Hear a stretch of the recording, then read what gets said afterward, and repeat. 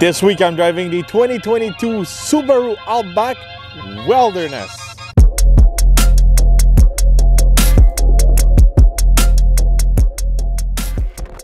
For 2022, Subaru is raising their off-road capacities with their Wilderness model.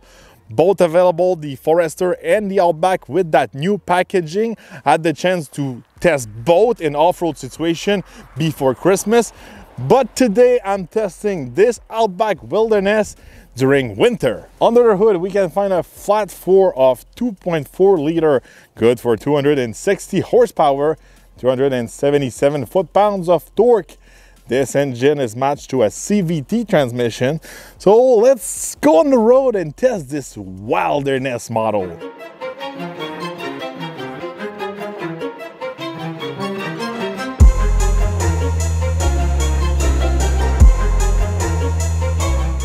All right, I'm gonna test the acceleration with the Outback Wilderness.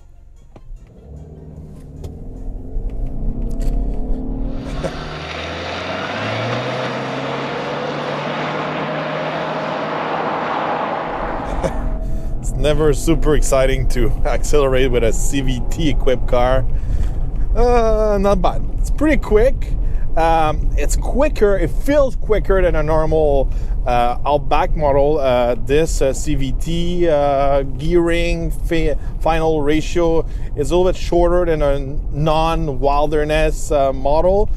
You can do the 0 to 100 kilometers in about 6 seconds. It's not bad. So even if we're higher off the ground, bigger wheels and all that, we don't make a sacrifice on the performance with that shorter gearing. On the road with the Outback Wilderness, you know, the ride inside of this Outback is pretty good, pretty comfortable. Yes, this Wilderness model has been lifted. We've got about 9 inches of ground clearance with this new suspension and that setup of tires and all that. Obviously, you have to do a little bit of sacrifice on the handling.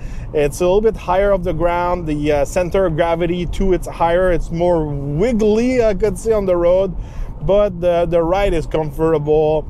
It's really that sweet spot between an SUV and a normal car. I really like that. It's different also. We've got some good tires also on this Wilderness. They're 4 seasons, so they're usable here in Canada during the winter. They have the snowflake logo on them, so you can use them during the winter. Obviously, these kinds of tires are not the best during winter condition. You have to be careful in high sea situation, but they still deliver some good grip in some snow, mud, and all that. Obviously, I'm a truck guy. I wish, you know, this Outback will have some bigger tires with you know, chunkier you know, tread on them. But when you're opting for these kind of tires, they're kind of noisy on the road and they're killing the fuel economy. These tires are really the sweet spot between the noise on the road, the off-road capacities, and the fuel economy. If we take a look at the exterior design, a few changes for the Wilderness. A lot of big plastic in the front, on the side, and also in the back. We've got some bronze touches all around. Those are hooking points you can use either to tie down on the roof or to help you get out of the trail. These are really useful, and you can notice also it's a Wilderness model by these bronze touches all around. We've got also some special fog lights in the front, big skid plate to protect your front end and also underneath your engine. We've got also some matte black finish on the hood. This is for when it's really sunny out there, and you can have some flare reflecting on the hood, and it gets to your eyes, and this will help you while doing some off-roading, I guess. Otherwise, we've got a big roof rack on the roof, and this roof rack is good for 700 pounds. So if you do some camping, overlanding and all that, you can install a big tent on the top, and also you can use that big rack to carry bikes, skis and all that. really practical, a nice improvement for the Wilderness model. If we step inside of this Wilderness model, once again, we've got some bronze touches and some stitching in bronze. That's how you can tell it's a Wilderness. Nice finish, everything is settled. We've got some kind of like carbon fiber finish, but it's not carbon fiber, but it looks like carbon fiber. I really like the seats. They're super comfortable, and the finish, that leatherette, I could say, it's really easy to clean. So everything inside of this Wilderness model is really built to do some outdoors. So when you're messy, muddy and all that, everything is easy to clean, from the protection of the floor to the seats and all that. I really like those things. Also, you can notice that big screen. It's 11.6 inches. Really tall screen. It works pretty well. It's pretty clear also when you're using the cameras. You got a front cameras also to help you on the trail by using that big screen. There's a few buttons missing for my point of view, for my taste, but once you're used to that screen and you play with it, it's not really difficult to learn how it works. So it works pretty well. Got a nice place to recharge our phone wirelessly. If we take a look at the gauge, they're analog mixed with digital in the middle, classic look. If we step in the back, plenty of space. You don't make a sacrifice by choosing a car over an SUV. I was able to fit the 3 kids this week in the back, even with the baby and all that. Plenty of space, comfortable. If we take a look at the trunk, big trunk, really practical. It's really well made inside of this Outback, and also you can tow up to 3,500 pounds with this Outback, but obviously while towing a CVT transmission, it's not the best. So off-road wise, I've been testing this Outback with the Subaru team last summer. So if you have time to check it out, we did some off-road in some pretty gnarly trail. You know, though these trails are usually used by ATVs, trucks, or Jeep. It was pretty surprising to see some Subarus going through those trails. We went to some deep water and all that, so go check out this video. This week I mostly test this Wilderness model in winter condition, deep snow and all that. Obviously no problem, this all-wheel drive system, it's still one of the best on the market, this symmetric all-wheel drive. And on top of that, we've got some X mode.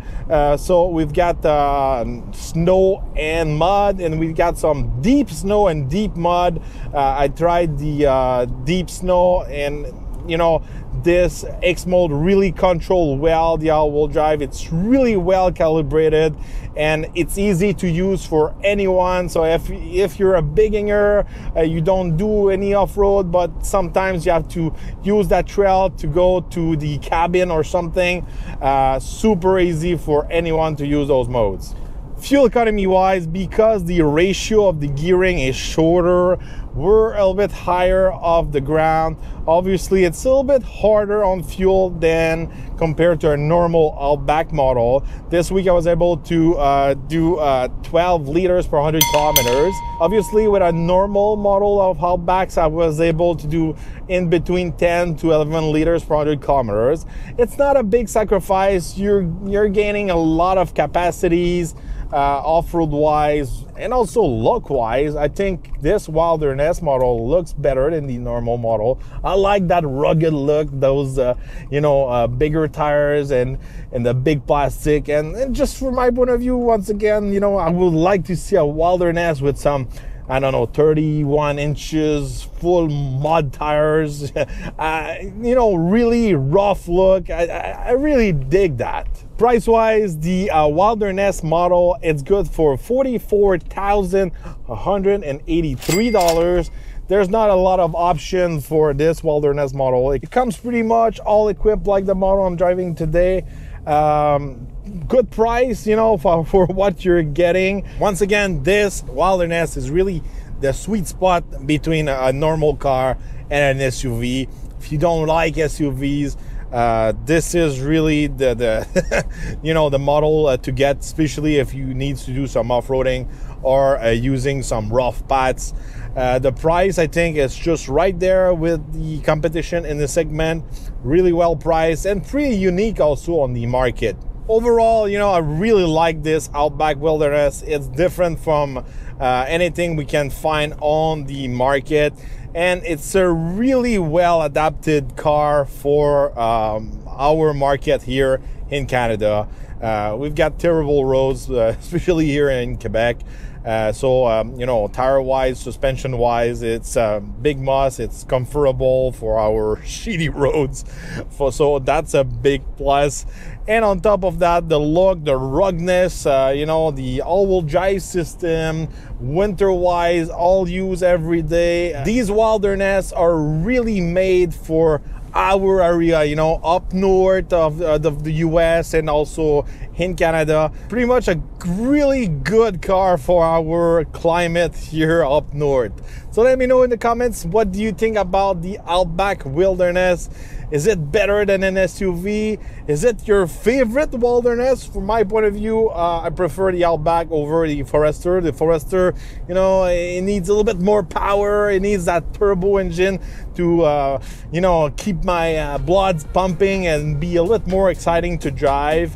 So let me know which one do you prefer, the Outback or the Forester Wilderness. And don't forget to subscribe, like, and share my video. And we're gonna see each other on next review.